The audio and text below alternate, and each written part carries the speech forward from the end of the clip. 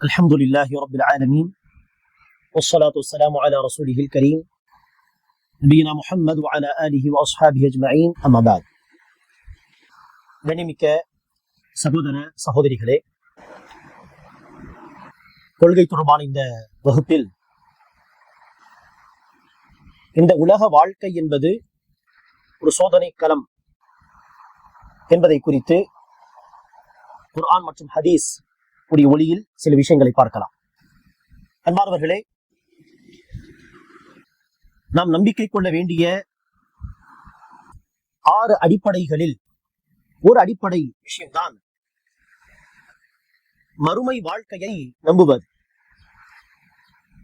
அதாவது மனிதர்களாகிய நாம் இப்போது இந்த உலகத்தில் வாழ்ந்து கொண்டிருக்கிறோம். இந்த உலக வாழ்க்கையில் நமக்கு மரணம் வந்ததும் கதை முடியாது. மாறாக அந்த மரணத்துக்கு பிறகுதான் உண்மையான, நிலையான, நிரந்தரமான மறுமை வாழ்க்கை ஆரம்பமாகும். அந்த மறுமை வாழ்க்கையின் வெற்றிதான் சொர்க்கத்தை அடைவது, அல்லாஹ்வுடைய பொருத்தத்தை அடைவது.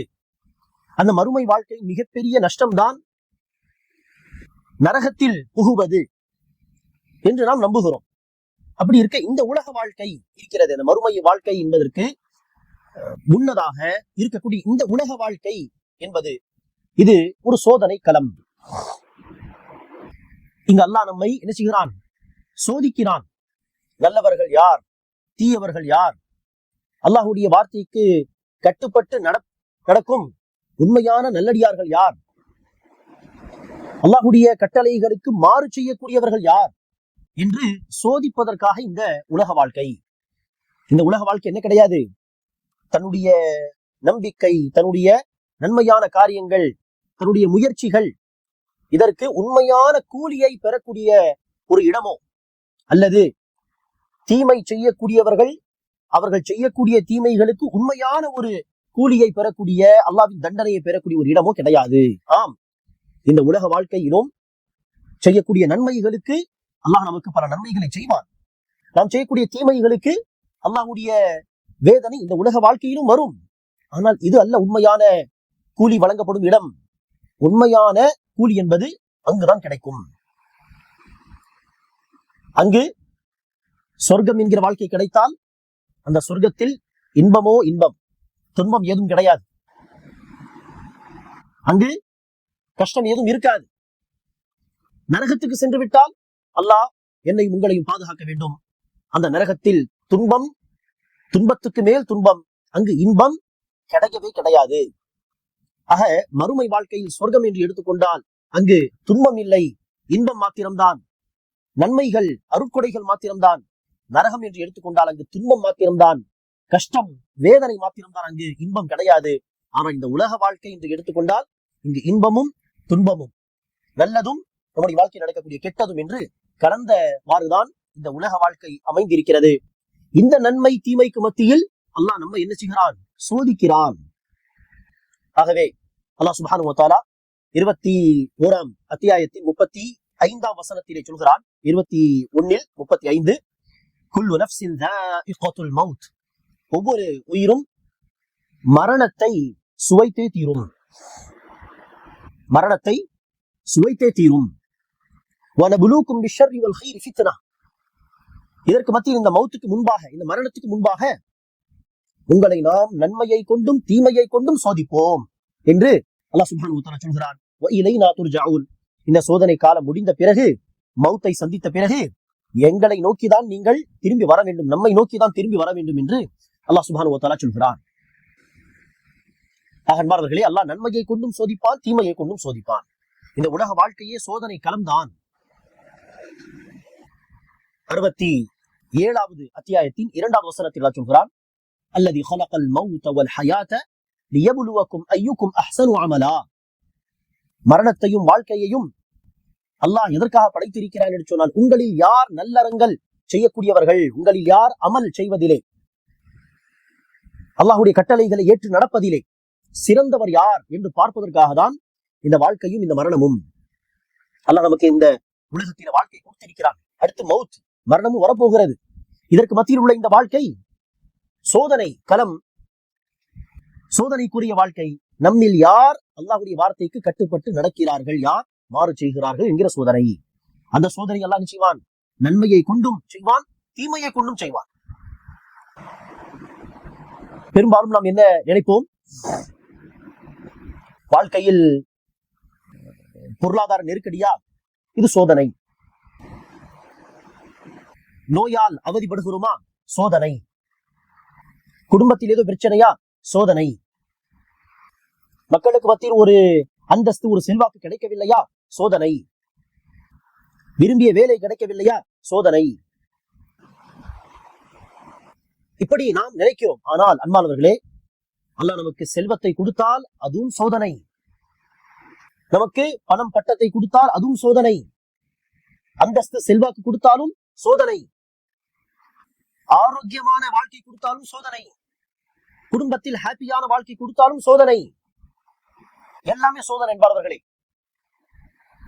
சொல்ல போனால் கஷ்டம் கவலை என்று வந்தால் அல்லாஹ்வை நம்பிக்கை கொள்பவர்கள் அந்த நிலையில் என்ன செய்வார்கள், அடிக்கடி அல்லாஹ்வின் பக்கம் மீள்வார்கள். யா அல்லாஹ், கஷ்டப்படுகிறேன், உதவி செய், இரக்கம் காட்டேன்.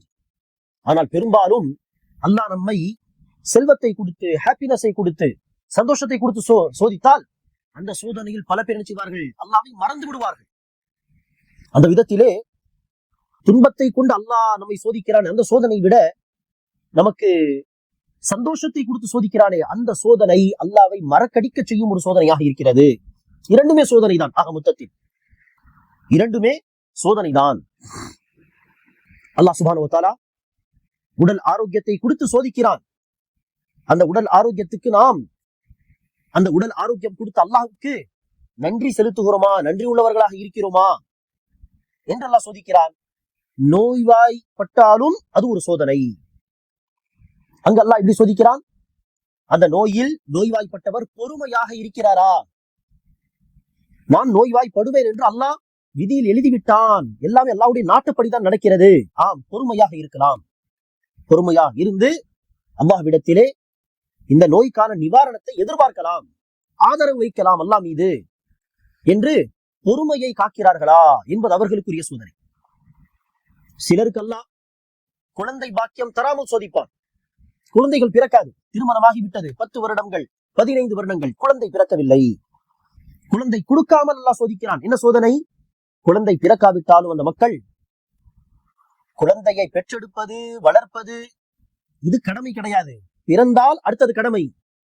ஆனால் இதை அவசியம் செய்தாக வேண்டும், அதை செய்தால்தான் வெற்றி என்கிற கட்டாயம் கிடையாது. ஆனால் குழந்தை பாக்கியத்தை அல்லாஹ் நமக்கு கொடுக்காமல் நம்மை சோதிக்கிறான். பொறுமையாக இந்த நேரத்தில் நாம் இருப்பது இது கடமை என்பதை யார் உணர்ந்து பொறுமையாக இருக்கிறார்கள். குழந்தை பிறக்காவிட்டாலும் அல்லாஹ் விதியில் எழுதிவிட்டான். அல்லாஹ் நாடினால் பிறக்கும்.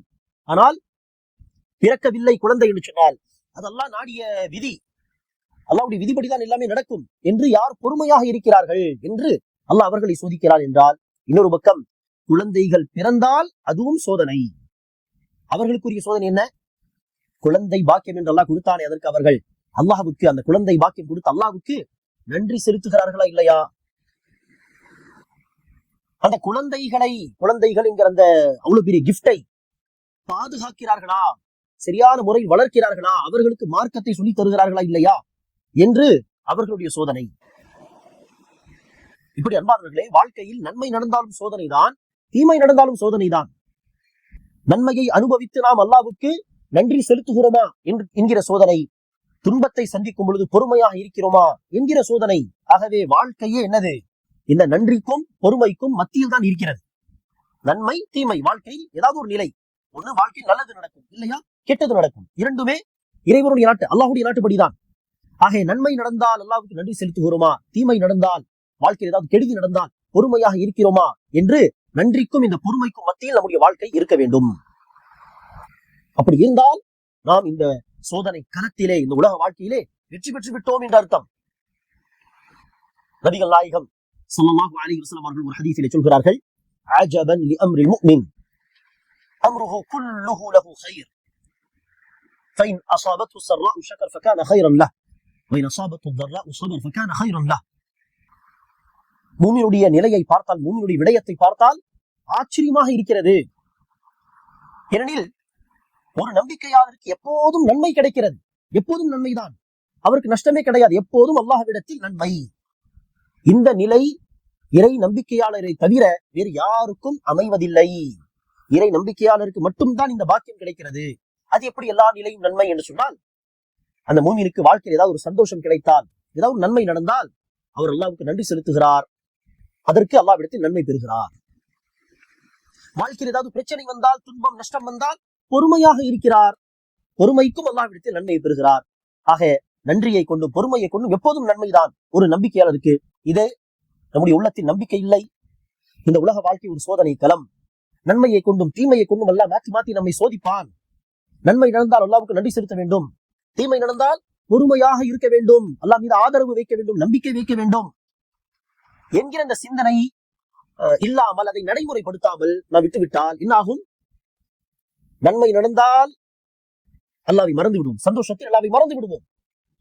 பிரச்சனைகள் வந்தால் அல்லாஹ்வுக்கு இரக்கமே கிடையாதா? எதற்கா இப்படி போட்டு என்னை படுத்துகிறான்?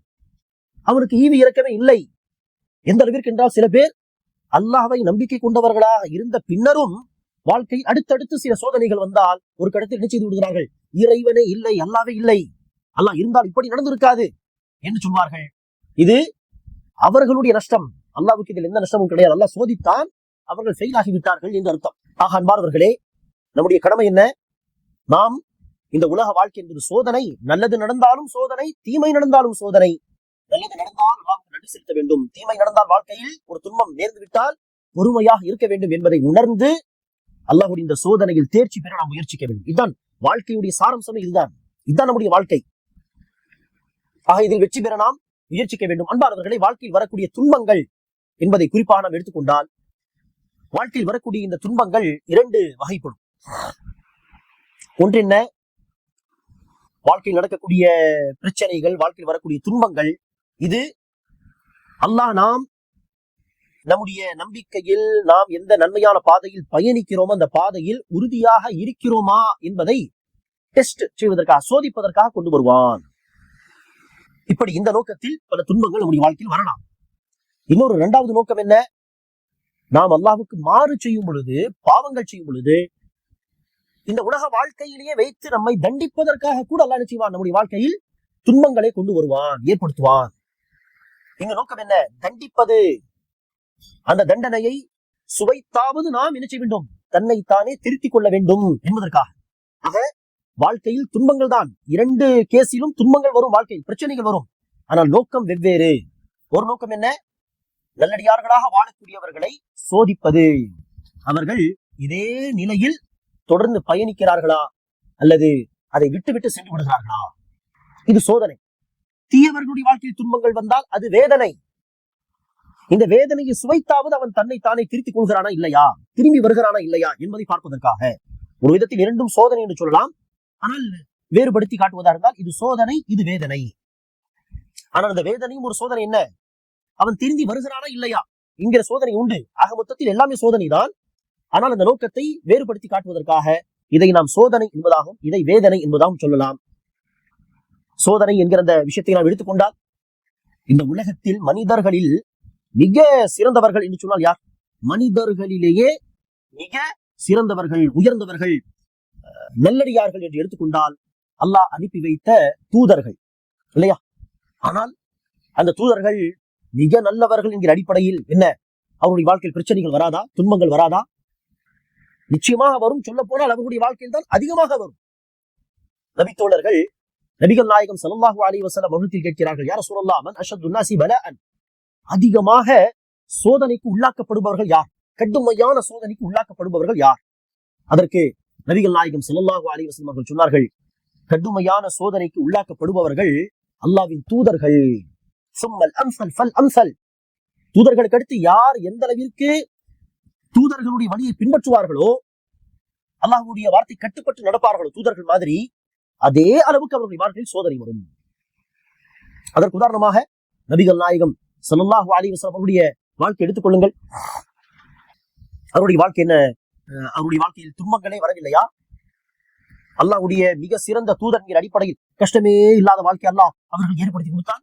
இல்லை, கஷ்டமே இல்லாத வாழ்க்கை என்று சொன்னால் அது சொர்க்கம் மாத்திரம்தான். இந்த உலக வாழ்க்கை என்றால் துன்பமும் இருக்கும், இன்பமும் இருக்கும். ஆக ரசூலுடைய வாழ்க்கை வந்த கஷ்டங்கள் என்று எடுத்துக்கொண்டால், குடும்பத்தில் அவர்கள் சந்தித்த சோதனைகள் என்று பார்த்தால், அவர்கள் அனாதையாக பிறந்தார்கள். 8 வயது இருக்கும் பொழுது 6 வயது இருக்கும்போது அவர்களுடைய தாயாரை இழந்து விட்டார்கள். வளர்ந்த பிறகு, திருமணம் எல்லாம் முடித்த பிறகு பார்த்தால், தன்னுடைய திருமண வாழ்க்கையில் 2 மனைவிமார்களை அவர்கள் இழந்து இருக்கிறார்கள். அதாவது அவர்களுடைய வாழ்க்கையில் மனைவிமார்கள் வஃபாத்தாகி இருக்கிறார்கள். ஹதீஜா நாயகி ரலியல்லாஹு அன்ஹா அவர்களும், ஸைனப் பின்த் ஹுஸைமா ரலியல்லாஹு அன்ஹா அவர்களும். அவர்களுக்கு பிறந்த 3 ஆண் பிள்ளைகளும் சிறு குழந்தையாக இருக்கும் பொழுதே இறந்து விட்டார்கள். தன்னுடைய குழந்தையின் மரணத்தை பார்த்து இருக்கிறார். 3 ஆண் குழந்தைகள், சரி 4 பெண் குழந்தைகளில் ஃபாத்திமா ரலியல்லாஹு அன்ஹா அவர்களை தவிர, ஒரு பெண் குழந்தை ஃபாத்திமாவை தவிர, ருக்கையா, உம்மு குல்சூம், ஸைனப் என்கிற 3 பெண் பிள்ளைகளும் திருமணம் முடித்து குழந்தைகள் எல்லாம் பெற்றெடுத்த பிறகு அந்த வாலிப காலத்தில வஃபாத்தாகி விட்டார்கள், இறந்து விட்டார்கள். சரி, உடல் ரீதியாக என்று பார்த்தால், ஏன்னா அவர்களுக்கு வியாதி எல்லாம் வராதா? அவர்களுக்கும் வியாதி வரும். கடுமையான காய்ச்சல், உடம்பு வலி. அதை பார்த்த இப்னு மஸ்ஊத் என்கிற ஒரு தோழர் கேட்டார்கள், யா ரசூலல்லாஹ், உங்களுக்கும் காய்ச்சல், உடம்பு வலி எல்லாம் வருமா? நபிகள் நாயகம் சொன்னார்கள், இன்னி ஊஅக் கமா யூஅக்கு ரஜுலானி மின்கும். உங்களில் 2 நபர்களுக்கு வரக்கூடிய வலி எனக்கு ஒருவனுக்கு வரும். 2 நபர்களுக்கு சமமான வலி எனக்கு வரும், ஒருவனுக்கு வரும் என்பதாக சொன்னார்கள். அதற்கு உடனே இப்னு மஸ்ஊத், அல்லாஹ் உங்களுக்கு 2 மடங்கு நன்மை தர வேண்டும் என்பதற்காக இப்படி செய்கிறானா என்று சொல்ல, ஆம், அதற்காக தான். பாருங்கள், 2 மடங்கு உடம்பு வலி வரும், காய்ச்சல் வரும். என்ன வியாதிகள் வராதா? அய்யூப் அலைஹிஸ்ஸலாம் என்கிற ஒரு தூதருக்கோ 15-17 வருடங்கள் ஒரு வியாதி இருந்தது. அதற்கடுத்துதான் அல்லாஹ் அவர்களுக்கு நிவாரணத்தை கொடுத்தான். எதிரிகள் தரப்பிலிருந்து என்ன சோதனைகளை சந்திக்கவில்லையா தூதர்மார்கள்? நம்முடைய தூதர் முஹம்மது ஸல்லல்லாஹு அலைஹி வஸல்லம் அவர்கள் சந்தித்தார்கள். கல்லால் அடித்தார்கள். தாயிஃப் என்கிற இடத்திலே சத்திய கொள்கையின்பால் அழைப்பதற்காக வேண்டி சென்றிருந்த பொழுது கல்லால் அடித்து உடல் முழுவதும் இரத்த காயங்களோடு நபிகள் நாயகம் மக்காவுக்கு திரும்பி வந்தார்கள். உடல் முழுவதும் காயங்கள். கற்பனை செய்ய முடியுமா நம்மளால்? நம்மை நோக்கி யாராவது சின்ன கல்லை இப்படி தூக்கி எறிந்தாலே உடனே நாம் பயந்து முகத்தை மறைத்துக் கொள்வோம். அங்கு பலர் தொடர்ந்து கற்களால் அடித்து வெளியேற்றினார்கள். உடல் முழுவதும் காயங்கள். உஹது என்கிற போரிலே நபிகள் நாயகம் பள்ளத்தில் விழுந்தார்கள். தலையில் அணியிருந்த அந்த முக கவசம் ரசூலுடைய தலை உடைத்து விட்டது. ரத்தமாக சிந்தியது. ரசூலுடைய பற்கள் உடைந்து விட்டன. ஆக எதிரிகள் தரப்பிலிருந்து சோதனைகள், எல்லா விதமான சோதனைகளை நபிகள் நாயகம் சந்தித்திருக்கிறார். பொருளாதார நெருக்கடியா, குடும்பத்தில் ஏதாவது சோதனைகளை சந்திப்பதா, குறிப்பாக நெருங்கியவர்களுடைய மரணம், எதிரிகள் தரப்பிலிருந்து வரக்கூடிய சோதனைகளா, உடல் ரீதியான பிரச்சனை, எல்லா விதமான சோதனைகளை நபிகள் நாயகம் தன்னுடைய வாழ்க்கையில் சந்தித்திருக்கிறார். ஆக இது என்னது? சோதனை. சோதனை வந்தாலும் நாம் அந்த வழியை விட்டுவிடாமல் உறுதியாக இருக்க வேண்டும். இதுதான் அந்த சோதனையில் பாஸ் ஆவது, தேர்ச்சி பெறுவது. சரி, இன்னொரு பக்கம் என்ன? வேதனை. நாம் இறைவனுக்கு மாறு செய்கிறோம், தொழுவதில்லை, ஹராமான வழியில் சம்பாதிக்கிறோம் என்று அல்லாஹ்வுக்கு மாறு செய்தால் அதற்கு பதிலாக அல்லாஹ் என்ன செய்வான்? நம்மை இந்த உலக வாழ்க்கையில் வைத்து வேதனை செய்வான். வேதனை என்கிற அடிப்படையில் விண்ணாகலாம். வியாதி வரலாம், பொருளாதார நெருக்கடி ஏற்படலாம். சோதனை என்கிற அடிப்படையில் இப்படி வரும், வேதனை என்கிற அடிப்படையில் வரும். நோக்கம்தான் வெவ்வேறு. அப்போது ஒருவர் என்ன செய்ய வேண்டும்? அவர் மிக பயபக்திசாலியாக வாழ்கிறார். அந்த பயபக்தியான வாழ்க்கை வாழக்கூடியவர் அல்லாஹ் என்னை சோதிக்கிறான் என்பதை புரிந்து கொண்டு பொறுமையை கடைபிடிக்க வேண்டும். அந்த நேரத்தில் இந்த பொறுமைக்கான நன்மை அல்லாஹ்விடத்தில் மிக மகத்தானது என்பதை மறந்துவிடக் கூடாது. ஒரு இறை நம்பிக்கையாளருடைய வாழ்க்கையில் வரக்கூடிய துன்பம் எதுவாக இருந்தாலும் சரி, அந்த நேரத்தில் அவர்கள் பொறுமையாக இருந்தால் அதற்கான கூலி, அந்த பொறுமைக்கான நன்மை என்பது கணக்கில்லாத நன்மையாக இருக்கும். அல்லாஹ் சொல்கிறான், இன்னமா யுவஃபஸ் ஸாபிரூன அஜ்ரஹும் பிகைரி ஹிசாப். பொறுமையாளர்களுக்கு கணக்கில்லாத கூலி பரிபூர்ணமாக வழங்கப்படும்.